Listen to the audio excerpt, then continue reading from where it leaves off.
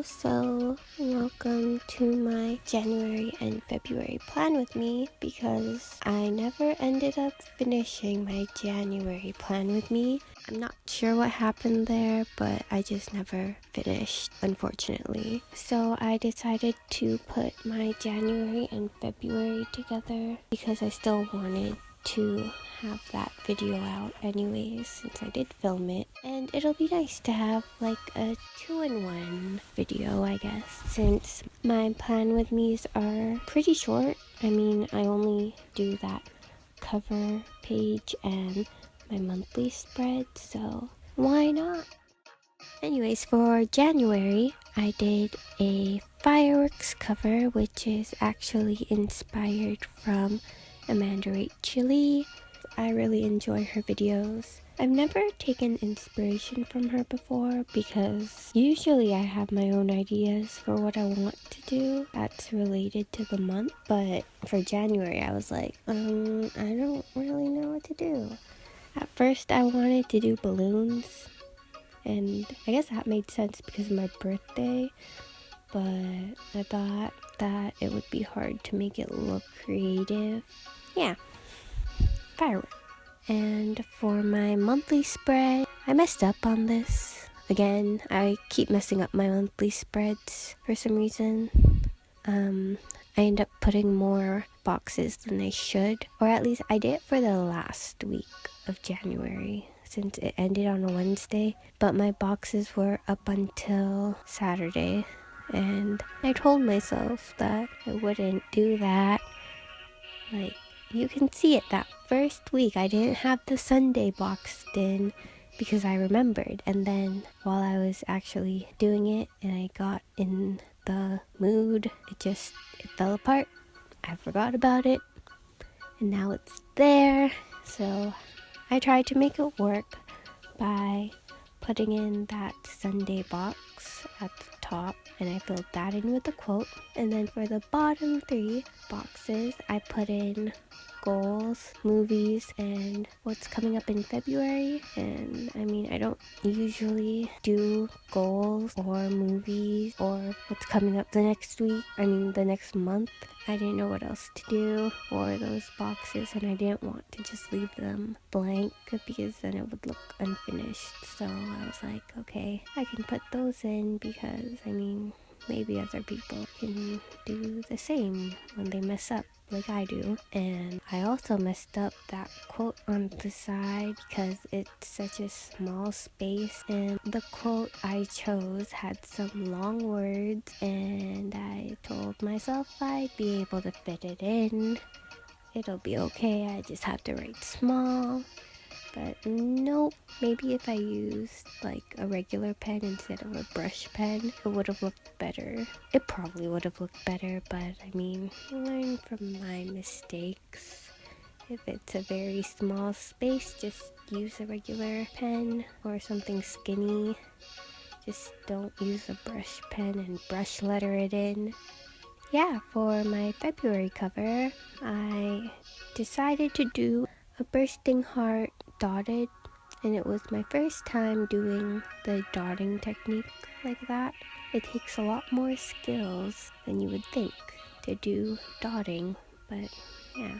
The February lettering I did, I also messed up on that. Big surprise, right? But I wanted to make it look italicized, but since I was recording, my phone was right in front of me, and I guess I didn't have the right angle for writing, or maybe it's because I was trying to make it italicized, but my lettering ended up going downwards a bit, and it just doesn't look even or elegant. It's not too noticeable, at least, or maybe it's just not too noticeable in the video, but in the end it looked just a little bit off, especially because I also have like the spacing not right either. It's not centered, but I can live with that. That's just a typical Megan thing. Yeah. For the dotting, I use 3 different pens. The first one is the Tombow dual brush pen in black. The second was my Copic multiliner in 0.5, and the third was a Staedtler fine point, and it was my first time using the Tombow in black. I thought it would be different, I guess. I don't know, the black Tombow was kind of like not that great actually, surprisingly at least. When I was doing the dotting, it bled out a little bit, and it didn't dry as fast as I thought it would too. I thought that it would just dry maybe a couple seconds after I put it on the page, but nope. So there's like some smudging on my cover page, unfortunately, because of that. And the dots look closer together because of the bleeding. And I don't know how to do dotism, so that could also be a factor. Like the spreading out of dots at the ends was very hard for me to do because I like having things condensed in, and like having it sparse and scattered is very hard to make it look unstructured. I mean, the end result looks fine, at least, so I'm not too bothered, but yeah, I should practice my dotting skills.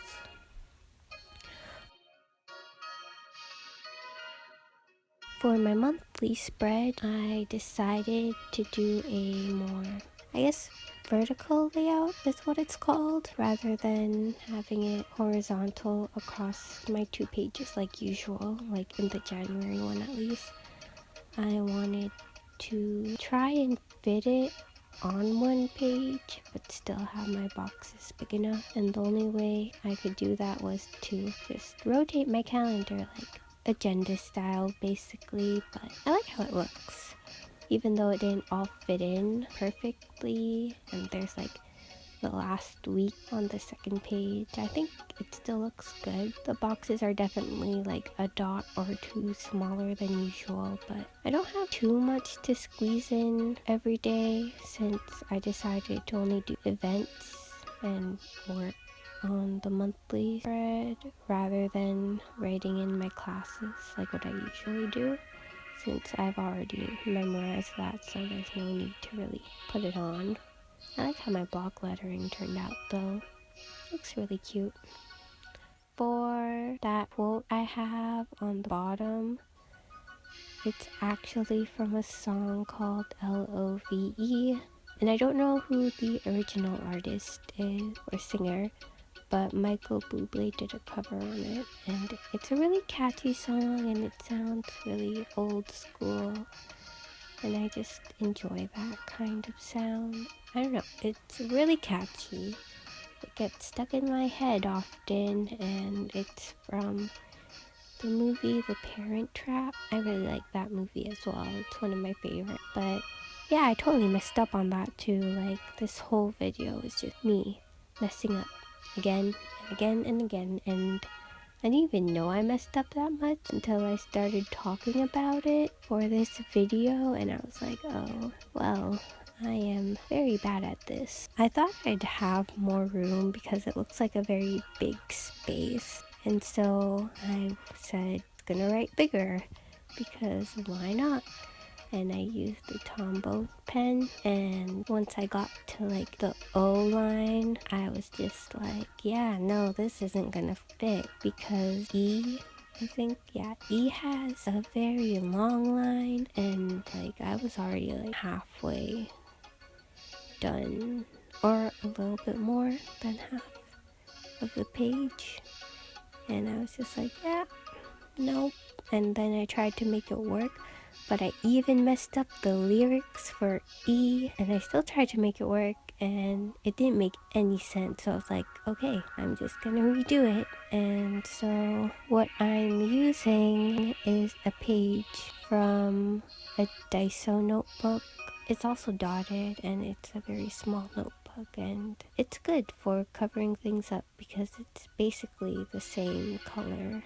The dots are a little bit more gray, I guess, in color, but it's not too noticeable. And so I did that, and then again I realized it wasn't gonna fit. I tried to make it work, but it just looked too squished and unbalanced. So I did it again, and this time I just switched to using my Daiso brush pen, which is a Zebra brand. And I wrote smaller because the nib is shorter than the Tombow.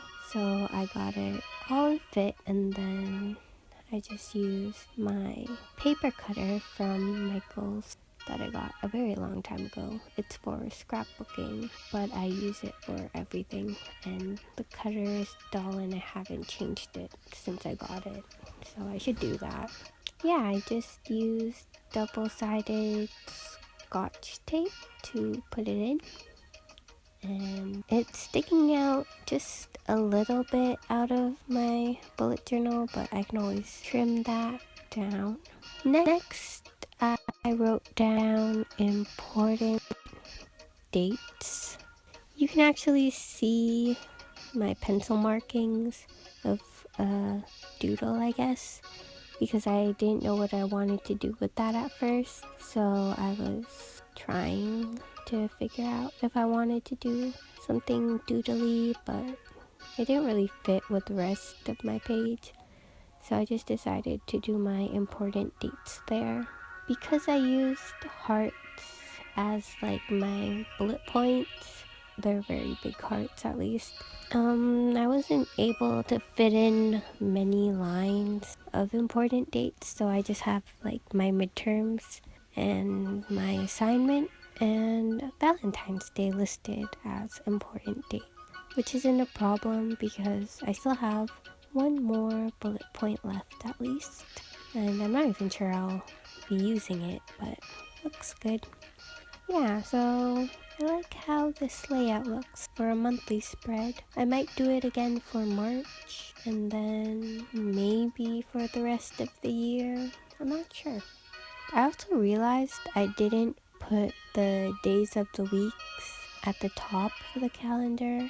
I wanted to do that, and I thought about it at least, but I guess I just ended up forgetting once I did that, like February header at the top, because right after I filmed this I realized that I didn't do it for January either, but it's alright. That is the end of the video. Thanks for watching.